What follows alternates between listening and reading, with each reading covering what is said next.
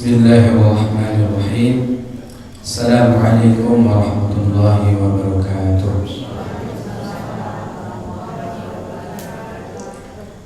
Alhamdulillahi ala ihsanihi wa syukur lahu ala taufiqihi wa amtinanihi, wa ashhadu an la ilaha illallah wahdahu la syarika lah ta'ziman li sya'nihi wa anna Muhammadan abduhu wa rasuluh adda'i ila ridwanihi wa awanihi. Allahumma fassalli wa sallim ala nabiyyina Muhammad wa ala alihi wa ashabihi ajma'in. Ma'asyiral muslimin rahimani wa rahimakumullah. Tamu-tamu yang sama-sama kami hormati dan kami muliakan, aku, bapak-bapak, alim ulama jadi pendai, seratu yang sama-sama kami muliakan, ibu-ibu, budak kandung, dan secara umum kaum muslimin, baik remaja maupun pemuda, seratu anak-anak kami, rahimani wa rahimakumullah. Mudah-mudahan Allah senantiasa merahmati kita semua. Amin amin ya rabbal alamin.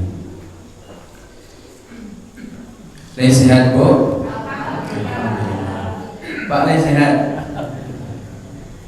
Dalam sebuah hadis ya disampaikan oleh Rasulullah sallallahu alaihi wasallam, innal mu'mina, sesungguhnya orang-orang beriman, yara dzunubahu, nyo mencaliak kepada dosa-dosa yang pernah dilakukan, ka'annahu qa'idun tahtal jabal, ya, seolah-olah dia seperti seseorang yang duduk di bawah tabiang, duduk di bawah bukit, duduk di bawah ngarai, duduk di bawah gunung.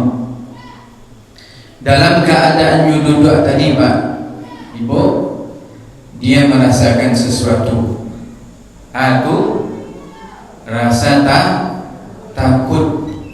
Tapi bahasa takut, ya, bahwasanya gunung tadi, tabiang tadi, ngarai tadi akan menimpuknya. Ya, seseorang yang beriman kepada Allah Subhanahu wa taala, maka dia melihat dosa-dosanya seperti, ya, dia anggap dirinya sebagai orang yang seolah-olah duduk di bawah tabiang. Takwitnya suatu saat, ya, tabiang tadi akan runtuh. Ya, dia empuknya kepalanya misalnya di batu, kepala wak empuk di batu misalnya, Pak. Sekadang tinju, bah kira-kira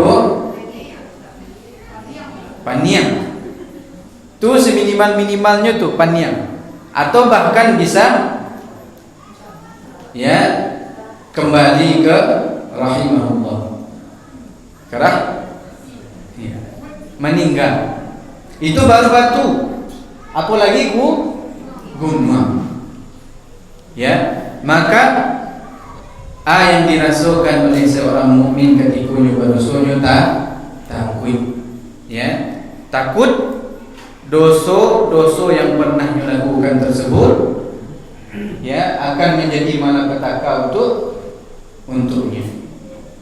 Maka kecek Rasulullah sallallahu alaihi wasallam ketika datang bulan Ramadan, dalam sebuah hadis, ya baghil khair, wahai orang-orang yang menginginkan kebaikan, ya, aqbil, maduklah kalian ke bulan Ramadan. Wa ya baghiyasy syarr, dan wahai orang-orang yang senantiasa berbuat dosa, aqsir, cukui sampai di siku sajualah tu berhenti lain, ya, waktunya untuk beribadah kepada Allah Subhanahu wa taala.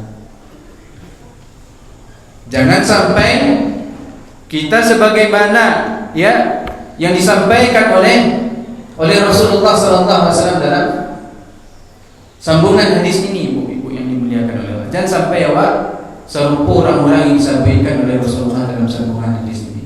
Ya, kecil Rasulullah, ya, wa innal fajir, dan sesungguhnya orang-orang yang Allah banyak berbuat dosa, senantiasa ya berbuat dosa, ya radzunubahu, dia melihat, memandang kepada dosa-dosanya itu kadzubabin, seolah-olah dosanya tadi seperti seekor lalat, ya, marra ala anfihi, yang lalu di mukanya, kemudian nyomodikuan, dalam artian dosa dan kesalahan yang dia lakukan tidak sama sekali berarti baginya, baik kadang maupun ketik.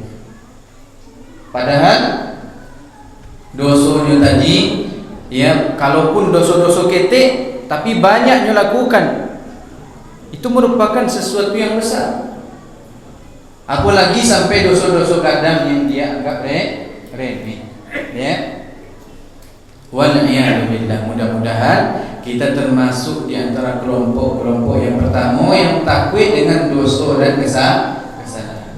Maka bulan Ramadan ini adalah kesempatan terbaik bagi orang-orang yang mengaku dirinya beriman kepada Allah Subhanahu wa taala untuk kembali kepada Allah Subhanahu wa taala. Ya, yang mana bulan Ramadan dikenal juga dengan Syahrul Maghfirah, ya, bulan ampunan. Kata Allah Subhanahu wa taala melalui lisan Rasulnya bahwasanya ketika datang bulan Ramadan, syaitan-syaitan dibelenggu oleh Allah Subhanahu wa taala. Berarti ini dikecilkan kemungkinan untuk kita digoda oleh para syaitan ketika beribadah di bulan Ramadan. Kebaikan dipermudah oleh Allah untuk dilakukan. Dibuka selebar-lebarnya pintu surga oleh Allah. Dan dikunci serapat-rapatnya semua pintu neraka oleh Allah Subhanahu wa taala. Hal ini berarti kesempatan untuk kembali kepada Allah Subhanahu wa taala. Ya baghil khair, wahai orang-orang yang menginginkan kebaikan, aqbil, maduklah kalian ke bulan Ramadan ku, bersungguh-sungguh. Wa ya baghiy syarr, serta orang-orang yang senantiasa melakukan dosa-dosa sebelumnya, aqsir, cukupkan sampai di sini. Kemudian tidak lupa-lupanya awak senantiasa bersalawat kepada Nabi kita Muhammad sallallahu alaihi wasallam. Ibu-ibu, serta bapak kami rahimani wa rahimakumullah, dalam sebuah pepatah barangkali, tak kenal maka ta'aruf, tak sayang ya. Sayang.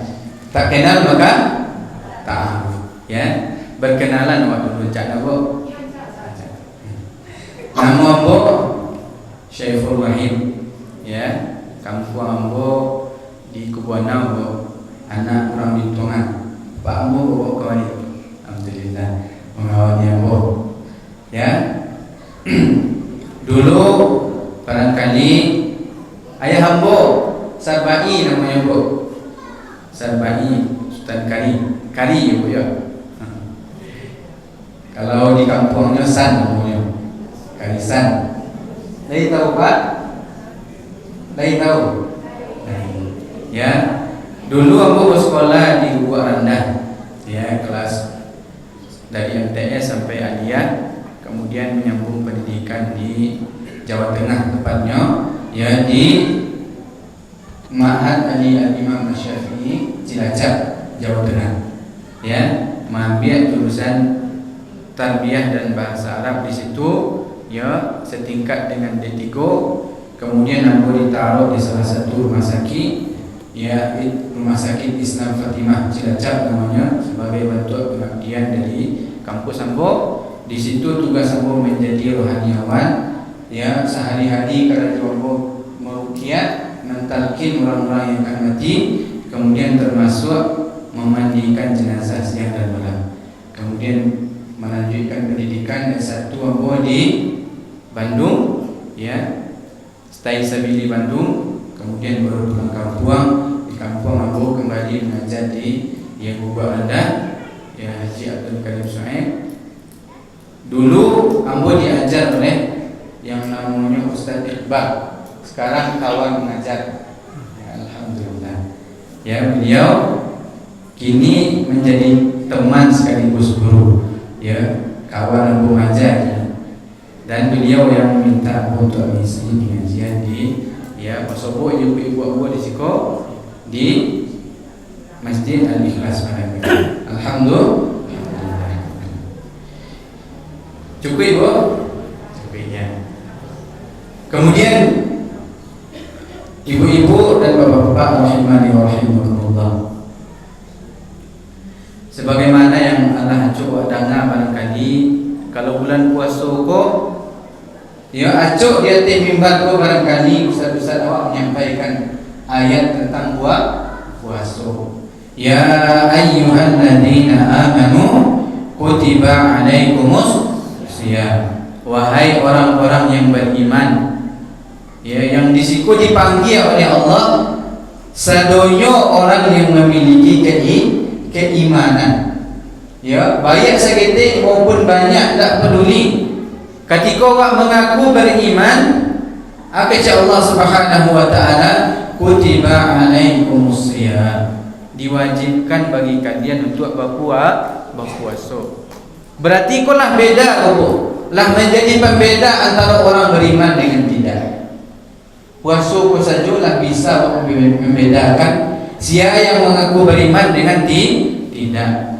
Kalau ada seandainya seseorang yang tidak melaksanakan kewajiban bulan puasa untuk berpuasa kepada Allah Subhanahu wa taala, lai beriman nyata tidak Pak? Lai beriman nyata tidak? Tidak, bantun. Allah Subhanahu wa taala memanggil orang-orang yang beriman di situ. Misalnya ambo kini memanggil apa-apa ambo di situ. Apa-apa ambo serenyo. Lai kira-kira menjauhi Pak? Menjauhi. Dek karena apa? Awak mana suruh apa? Kalau ibu-ibu menjauhi, berarti ibu-ibu tu masuk apa? Ya bu? Ya begitu. Tapi kalau seandainya apa-apa tadi dipanggil, tapi dia tidak masuk terpanggil. Orang Pak Fulan misalnya panggil Pak Muhammad, tapi dia tidak melengah dah. Bah kira-kira bu, berarti tidak Muhammad namanya tu. Kan mantun dipanggil oleh Allah, wahai orang-orang yang beriman, tapi dia tidak masuk. Beriman atau tidak? Berarti dia bukan orang yang beriman. Itu sajalah bisa menjadi pembeda bagi awak mana yang orang beriman dan mana yang tidak. Kutiba alaikumus shiyam, diwajibkan bagi kalian untuk puasa, kama kutiba alal ladzina min qablikum, sebagaimana Allah diwajibkan pula bagi orang-orang sebelum kalian, umat-umat sebelum kalian. Ibu, syarat apa-apa yang dimuliakan oleh Allah, awak mesti menyadari ketika Allah Subhanahu wa taala memberi awak satu perintah atau melarang awak dengan satu larangan, di dalamnya ada sebuah hikmah yang bisa awak petik Pak. Ya Pak, ada sebuah pelajaran yang bisa awak petik, baik itu manfaat yang bisa awak tarik untuk diri awak maupun madarat yang bisa awak tolak. Contohnya saja, misalnya ya, Allah Subhanahu wa taala mewajibkan untuk awak sembahyang. Sembahyang tadi bukan sesuatu yang sia-sia saja untuk Allah saja, tidak, tapi ada manfaatnya untuk awak. Ada manfaat yang bisa kita tarik, ada madarat yang bisa kita hindarkan. Allah Subhanahu wa taala mewajibkan awak untuk sembahyang supaya sembahyang tadi menjadi solusi bagi setiap masalah yang kita hadapi. Tiap sabanta awak mengadu kepada Allah Subhanahu wa taala. Apalagi sembahyang tadi bagi apa-apa ampun, misalnya yang kerajukan sembahyang tadi di surau. Misalnya nyo sedang bermusuhan dengan salah seorang, tapi pada kesempatan yang sama sama-sama sembahyang di surau, solat berjamaah. Kebetulan ketika muazin iqamah sama-sama tagak, kemudian berdirilah dua orang yang berlawanan tadi saling berdampingan di tampik sembahyang. Saling menempelan kaki, merapatkan saf. Kira-kira di tempelan kaki dengan kawan sebelah ada je tak rasa-rasa permusuhan tadi. Bah kira-kira indah. Setiap apapun yang Allah perintahkan dan apapun yang Allah larang bagi awak, pasti ada maslahat yang bisa kita tarik dan madarat yang bisa kita hindarkan dari perintah dan larangan tersebut. Contohnya apa Allah larang kita untuk tadi kan adalah perintah tu. Kini bentuk larangan. Allah Subhanahu wa taala melarang orang untuk meminum minuman yang beralkohol misalnya. Khamar. Memang ada manfaatnya, tapi madaratnya jauh lebih ganda. Ketika awak mentaati larangan Allah Subhanahu wa taala tersebut, ada manfaat yang bisa kita tarik di situ. Apa tu? Awak terhindar dari berbagai macam penyakit. Awak terhindar dari berbagai macam tindakan dan perbuatan yang awak lakukan ketika awak tak sadar.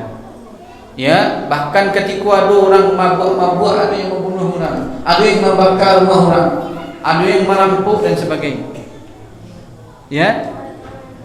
Dan manfaatnya ketika awak menghindari untuk diri awak pribadi misalnya, kesihatan organ-organ dalam awak dan pikiran awak tentu terjaga. Baik itu pula dengan puasa tadi, bukan sesuatu yang perintah-perintah saja, tidak ada manfaatnya, tidak. Tetapi kata Allah Subhanahu wa taala dalam ujung ayat yang kita baca tadi, la'allakum tattaqun, agar kalian menjadi orang yang bertakwa. Itu tujuan yang kita diperintahkan oleh Allah Subhanahu wa taala untuk berpuasa. Ustaz, kami kan tak faham yang dimaksud dengan takwa aku tadi. Takwa itu adalah kata Allah Subhanahu wa taala dalam sebuah ayat, wa may yu'azzim sya'airallah, barang siapa yang memuliakan, yang mengindahkan syariat dari Allah Subhanahu wa taala, baik dalam bentuk perintah maupun dalam bentuk larangan, fa innaha min taqwal qulub, maka sesungguhnya hal yang demikian dari bentuk ketakwaan hati. Atau dalam bahasa simpelnya kata para ulama, yang namanya takwa tadi adalah ijtinabu, imtithalu awamirillah, melaksanakan semua apapun yang diperintahkan oleh Allah, wajtinabi nawahihi, serta menjauhi apapun bentuk larangan dari Allah Subhanahu wa ta'ala. Jadi yang dimaksud dengan takwa tadi, imtithalu awamirillah, awak laksanakan semua bentuk perintah Allah Subhanahu wa ta'ala, wajtinabi nawahihi, serta menjauhi segala bentuk larangan-larangan Allah Subhanahu wa ta'ala. Itu yang dimaksud dengan takwa. Iku perlu ibu-ibu dan bapak-bapak yang dimuliakan, awak fahami yang dimaksud dengan takwa. Apal itu baik-baik, jangan sampai lupa. Sebab kata Allah Subhanahu wa taala, wa tazawwadu fa inna khairaz zadi taqwa, kumpulkanlah bekal dalam kehidupan kalian di atas dunia ko sebanyak-banyaknya, fa inna khairaz zadi taqwa, tapi ketahui pula sebaik-baik bekal yang akan kalian bawa nanti ke hadapan Allah, tidak ada selain daripada itu adalah takwa. Berarti takwa aku perlu atau tidak, Pak? modal satu-satunya yang bisa awak bawa ke hadapan Allah Subhanahu wa ta'ala. Jangan sampai awak tak faham tentang masalah takwa aku tadi. Bahkan Allah mengatakan ya dalam sebuah ayat, ya wa jannatin ya uiddat lil muttaqin. Ya, dan surga-surga yang Allah siapkan untuk orang-orang yang bertakwa. Yang masuk ke dalam surga adalah orang-orang yang bertakwa saja. Wal aqibatu lil muttaqin dalam ayat yang lain. Ya, kesudahan yang bahagia, happy ending bahasa awak kini. Ya, hanyalah milik orang-orang yang bertakwa kepada Allah. Hafal berarti hendaknya kita apa yang dimaksud dengan ketakwaan itu tadi. Sebab awak tak mungkin bertemu dengan Allah Subhanahu wa ta'ala sementara kita tidak faham apa yang dimaksud dengan takwa, bekal yang harus kita kumpulkan di kehidupan dunia ini. Ya. Nah, itu yang dimaksud dengan takwa tadi, Bu. Awak kerajukan apapun bentuk perintah Allah Subhanahu wa ta'ala semuanya. Syarat awak tinggalkan sadonyo bentuk larangan-larangan Allah Subhanahu wa ta'ala. Baik dalam bulan puasa maupun tidak, dan di mana saja. Ya. Ittaqillaha haitsuma kunta, bertakwalah kalian kepada Allah dimanapun kalian berada. Ya, wa'ad bi'is sayyi'ati alhasanata tamhuha. Alhasanata tamhuha. Ya, satu ikutilah ya perbuatan-perbuatan dosa yang kalian kerajuan ya dengan kebaikan-kebaikan supaya nak terhapus ya perbuatan-perbuatan dosa yang kalian kerajukan tadi. Ya. Nah, itu yang dimaksud dengan takwa. Ustaz, kan banyak tadi Ustaz sampaikan ya bahwasanya orang yang bertakwa itu tadi masuk ke dalam surga. Bahwasanya ya surga itu tadi disiapkan hanya untuk orang-orang yang bertakwa. Bahwasanya ya takwa itu tadi satu-satunya bekal yang akan kita bawa ke hadapan Allah Subhanahu wa ta'ala. Kurang menarik, Ustaz. Kurang menarik. Batu kurang menarik karena kebanyakan umat-umat pada saat ini apa Pak? Nyo mau beramal kalau seandainya ada keuntungan duniawi yang nampak di situ. Kebanyakan. Ya Bu, contohnya saja apa? Ketika nak nampak dewa pahala untuk sembahyang misalnya Bu. Dan nampak pahala untuk sembahyang tadi ya yang diberikan oleh Allah Subhanahu wa ta'ala sebagai ganjaran bagi awak bara gadangnya ya kita tidak semangat untuk melakukannya. Tapi kalau seandainya ada keuntungan dunia dari sembahyang itu saja misalnya ya orang yang sembahyang di sholat pertama ada 200.000 misalnya tiok-tiok sampai sujud ataan 200.000 ya. Kemudian di saf kedua 1.000, saf ketiga 50.000.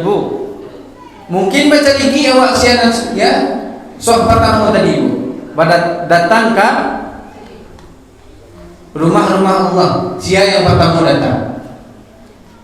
Akan berarti betul apa yang kita sampaikan tadi Bu. Kita lebih tertarik dengan imbalan dunia daripada imbalan akhirat sebab pahala pun tak nampak. Sementara gadang sangat yang disebutkan oleh Allah Subhanahu wa ta'ala tadi sebanyak-banyak bekal dan dengan takwa itu tadi kita akan masuk ke dalam surga. Takwa itu bukan hanya untuk dunia saja tapi ada ibadah yang akan kita terima di atas dunia kedua. Apa itu salah satunya? Manfaat kita bertakwa kepada Allah Subhanahu wa ta'ala sebagaimana yang disampaikan oleh Allah Subhanahu wa ta'ala dalam surat At-Talaq misalnya. Akhirnya Allah Subhanahu wa ta'ala wa man yattaqillaha yaj'al lahu makhraja barang siapa yang bertakwa kepada Allah, maka Allah jadikan bagi sadunya kesusahan dan kepayahan yang alami di dunia ko jalan keluar. Apapun masalah yang akan kita hadapi di dunia ko buang, Allah lah sediakan jalan keluarnya kalau kita orang yang bertakwa kepada Allah Subhanahu wa taala.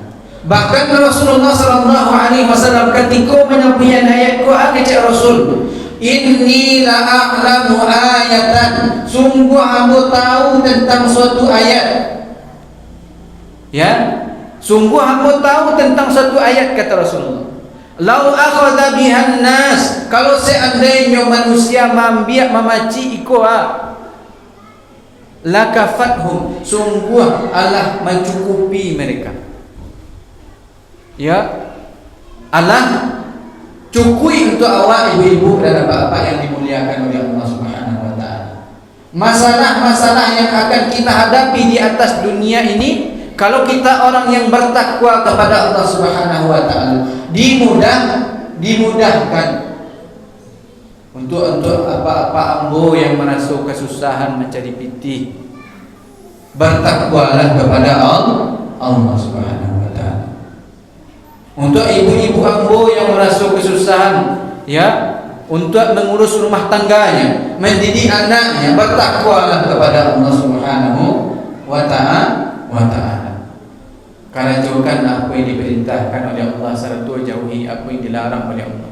Bahkan Ibnu Abbas ketika menjelaskan tentang ayat ini, kecik beliau yunjihi min kulli karbin fid dunya wal akhirah. Bahkan bukan hanya kesusahan dunia yang dibebaskan oleh Allah Subhanahu wa taala untuk awak, tapi juga kesusahan-kesusahan yang kita alami nanti di akhirat.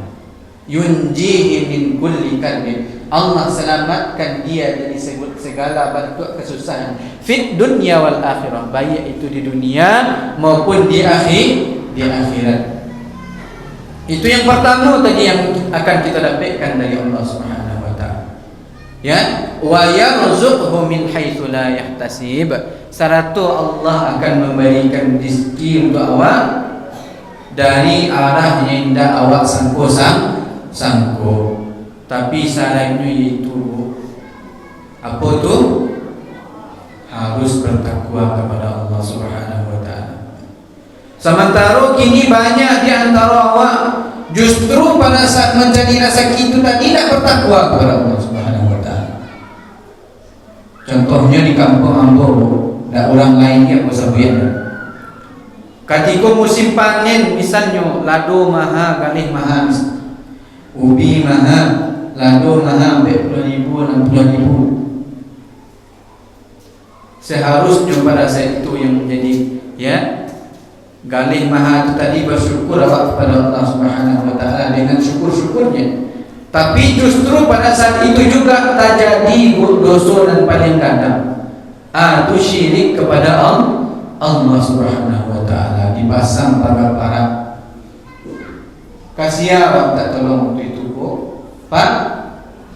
Padahal dalam sembahyang sendiri awak mengecehkan iyyaka na'budu wa iyyaka nasta'in. Sungguh hanya kepadamu wahai Allah kami menyembah, dan hanya kepada Engkau pula kami minta tolong. Menyembah dan minta tolong. Lai awak buktikan dengan praktek sehari-hari. Ternyata tidak. Ba'a kira-kira rasaki kelancar Allah berikan kepada awak, sementara dosa-dosa yang membuat Allah murka senantiasa awak lakukan. Ya bu, di sekolah lain mantun bu, lain bu, jujur salah, ndak ngaku salah bu. Lebih baik kita bertaubat saat hidup ini kepada Allah Subhanahu wa taala daripada bawa dosa-dosa demikian yang justru membuat awak menyesal di hadapan Allah. Orang yang melakukan kesyirikan kepada Allah Subhanahu wa taala, innallaha la yaghfiru an yushraka bihi, Sungguh Allah tidak akan mengampuni orang-orang yang melakukan kesyirikan kepada Allah. Mati awak dalam keadaan membawa dosa-dosa syirik tadi, Pak dan Ibu yang dimuliakan oleh Allah. Ketahuilah kita tidak akan diampuni oleh Allah Subhanahu wa ta'ala. Wa ma'wahun nar, tempat kembalinya adalah neraka. Wa ma lidh-dhalimin min ansar, saratu tidak ada bagi orang-orang yang melakukan kesyirikan itu tadi satu penolong pun yang bisa menyelamatkan dia dari nerakanya Allah Subhanahu wa ta'ala. Bahaya tak kira-kira, Bu? Bahkan awak masuk ke dalam surga, amal awak pun dihanguskan oleh Allah. Awak masuk ke dalam neraka, amal awak pun dihanguskan oleh Allah Subhanahu wa ta'ala. Kepada Rasul saja Allah sampaikan, walaqad uhiya ilaika, dan sungguh telah diwahyukan kepada engkau wahai Nabi, wa ilal ladina min qablika, dan juga kepada orang-orang sebelummu, la in asyrakta la yahbatanna amal. Kalau seandainya dosa syiriknya kau kerajukan, semua amal yang pernah kau lakukan digugurkan oleh Allah Subhanahu wa ta'ala. Bahaya enggak, Pak? Bahaya.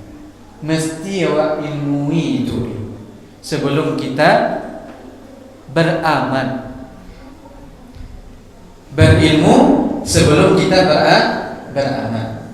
Man 'abadallaha bighairi ilmin kana ma afsada aktsara mimma yuslih. Barang siapa yang beribadah kepada Allah tapi tidak punya ilmu, awak lain mengaku orang Islam tapi tidak faham dengan syariat-syariat Islam.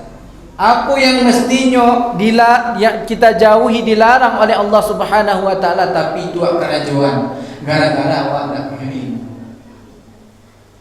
Apa yang mestinya awak kerajukan, awak tinggalkan gara-gara awak tak punya ilmu. Jadi takwa itu tadi tidak terrealisasi dalam kehidupan awak gara-gara awak orang yang tidak mau menuntut ilmu. Man 'abadallaha bighairi ilmin, barang siapa yang beribadah kepada Allah tapi tidak punya ilmu, kana ma afsada aktsara mimma yuslih, sungguh pada saat itu dosa yang nyukampuan lebih banyak dari pahala yang sudah baik. Mesti awak tahu itu apa-apa dan ibu-ibu yang dimuliakan oleh Allah, supaya nak terrealisasi apa yang dimaksud dengan takwa itu tadi.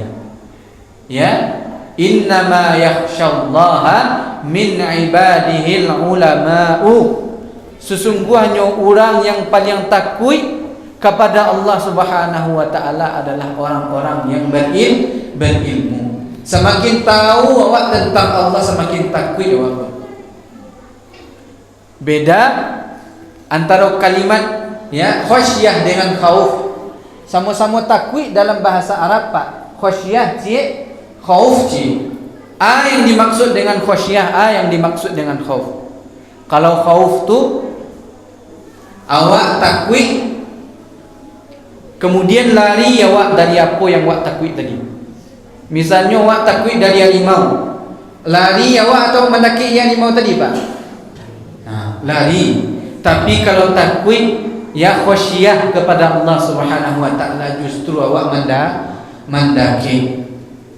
Cara mendaki kepada Allah adalah dengan berilmu. Cari ilmu sebanyak-banyaknya, supaya awak menjadi orang yang dekat kepada Allah Subhanahu wa ta'ala. Innama yakhsyallaha, sesungguhnya orang-orang yang takut kepada Allah hanyalah orang-orang yang berilmu. Kalau tidak punya ilmu, nak takut ke Allah, ya, Bu? Nah, itu yang dimaksud dengan takwa tadi. Supaya nak terrealisasi jalan menuju ketakwaan tadi, harus berilmu awak dahulu. Sungguh banyak sangat yang Allah bukakan kepada awak, terutama di bulan Ramadan, jalan-jalan menuju ketakwaan. Itu di antaranya Allah sampaikan, walladzina yunfikuna amwalahum, dalam sebuah ayat misalnya Allah sampaikan, alladzina yunfikuna fis sarra'i wad dharra, sesungguhnya orang-orang yang berinfak, bersedekah, fis sarra'i wad dharra, Ya, iko yang termasuk salah satu di antara orang-orang bertakwa kepada Allah. Berinfak, mengeluarkan harta awak, ya, baik dalam keadaan terang-terangan maupun dalam keadaan sembunyi-sembunyi. Ya. Sedekah pun tak mesti banyak. Apa? Salah satu yang disampaikan oleh Rasulullah sallallahu alaihi wasallam misalnya, ittaqillaha walau bisyikki tamrin. Ya, bertakwalah kalian kepada Allah walau dengan bersedekah setengah kurma, tak setengah dus dapat le tahu kurma barang kadangnya sekarang kuat kare itu bu sedekahan ke orang itu bisa menyelamatkan awak dari neraka Allah Subhanahu wa taala. Tak mesti banyak, apalagi kalau bisa seandainya awak berinfak kepada sesuatu yang jariah, bisa mengalir kepada awak. Bersedekah untuk rumah ngaji, bersedekah untuk musaji, bersedekah untuk labuh, bersedekah untuk yang lain sebagainya yang merupakan kemaslahatan bagi masyarakat umum yang bisa dimanfaatkan. Pahala senantiasa mengalir kepada awak selama ya yang awak sedekahkan tadi ya masih ada. Mudah-mudahan senantiasa mengalir pahala kepada awak. Kemudian apa lagi? Wal kadhiminal ghaid.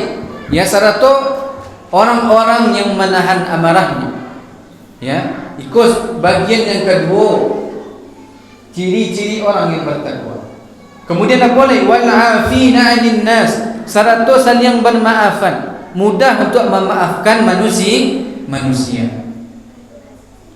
La yahillu lil mu'minin ay yahjura akhahu limu'minin ayyahjura akhahu fawqa thalathi layalin. Tidaklah halal bagi orang-orang yang mengaku beriman kepada Allah untuknya menghajar. Ini maksud dengan hajar di siko bertinju. Tidak. Hajar itu saling mendiamkan, tidak bertegur sapa. Tidaklah halal bagi orang yang mengaku beriman tidak bertegur sapa dengan saudaranya lebih dari 3 malam. Indak buliyah. Kalau tidak halal kecak Allah berarti apa bu? Haram. Itu diantara ciri-ciri orang yang bertakwa. Kemudian apa lagi? Ya, walladzina idza fa'alu fahishan. Dan orang-orang yang apabila melakukan dosa-dosa, ya, au zalamu anfusahum, atau menzalimi dirinya sendiri.